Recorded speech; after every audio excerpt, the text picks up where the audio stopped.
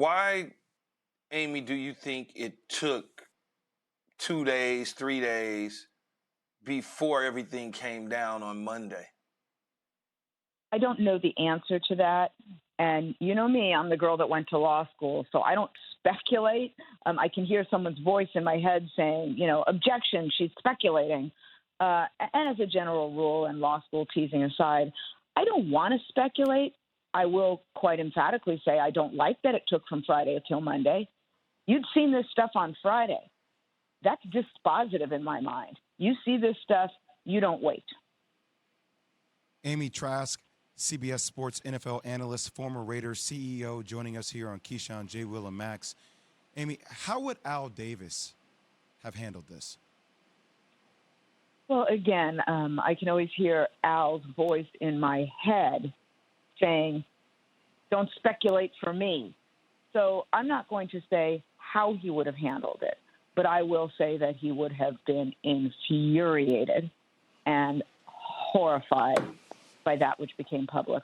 Look, you have people listening to your show that love the Raiders and loved Al, and people that hate the Raiders and couldn't stand Al. But if we are all being intellectually honest, we will recognize the fact that this man did decades and decades and decades before anyone else was even talking about it in league circles.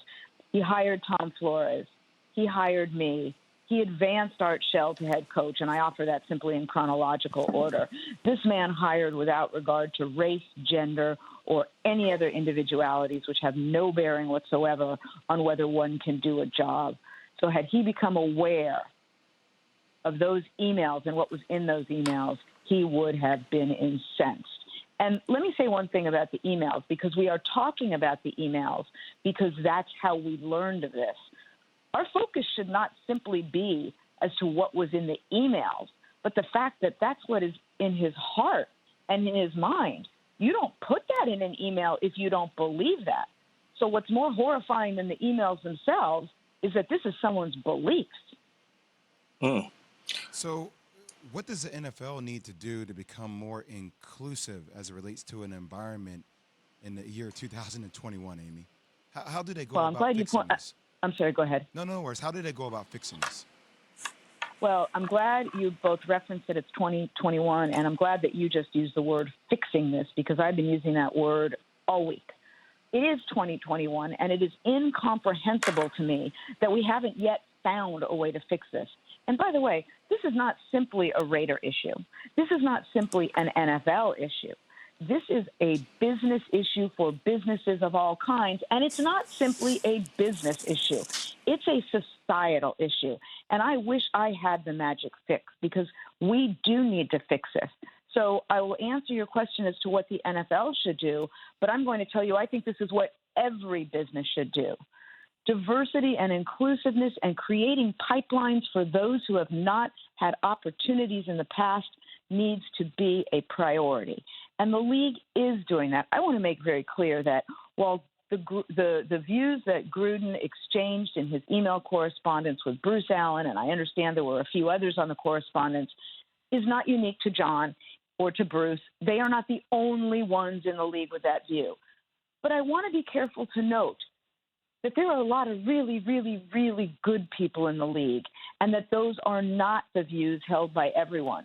So those really, really good people in the league and in businesses of all natures need to use a horse term, take the reins and double down on everything that has been done to date. There are some teams that are doing a good job. I'm sitting here in California, so I'll name two California teams.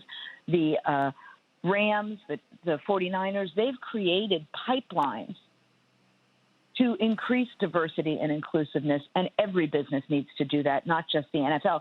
And every business, not just the NFL, needs to let people know we don't want you here if those are your views. Amy Trask, CBS Sports NFL analyst and former Raiders CEO, joining us this morning on Keyshawn, JWill Max. Amy, you've practiced law. You've been around this National Football League and sports forever. I've been knowing you for a very, very long time. And if right now there's a lot of people, both on the NFL side and the NFLPA side, that would like for the NFL to release those 650,000 or so emails to the public so that people can actually see what's in those emails. Do you think that that's a good thing? It's a great, great question. And, I kind of groan every time I hear the number 650,000 because I can think of the amount of money lawyers would charge to go through all of those. But putting that aside, you're absolutely right. DeMaurice Smith and the NFLPA have asked for disclosure of all the emails. So, too, have the lawyers who are representing the women that sued the Washington football team. And that was, of course, the genesis of how we learned of these emails. I don't know what the NFL is going to do. I do know that I believe that transparency is important. And, query whether they have to release all 650,000. There will be some in there that I believe would be subject to an attorney-client privilege. But setting that aside, they can try to squat on them all. There may or may not be more leaks. I want to say one thing about the leak in a minute. But as a general philosophy, I believe in transparency. Now, as to the leak, when I heard initially that these emails were leaked by the NFL, I didn't buy that. I still don't buy that the league was the source of leaking these emails. Now, ultimately, it doesn't matter who leaked them. They became public.